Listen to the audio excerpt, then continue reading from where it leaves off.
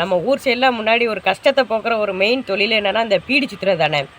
நம்ம ஊரில் இருக்க பொம்பளைங்களாம் சேர்ந்து பீடி சுற்றி அவங்க பையங்களை வந்து படிக்க வச்சு பெரியாள் ஆகியிருக்காங்க அவங்க பையங்கள்லாம்.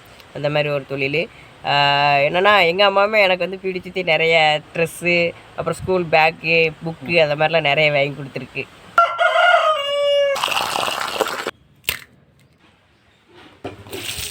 புல்லட்டு ஜம்முன்னு ஆயிட்டு. இதெல்லாம் பண்ணாதான் வீட்டில் சோறு போடுவாங்கண்ணே.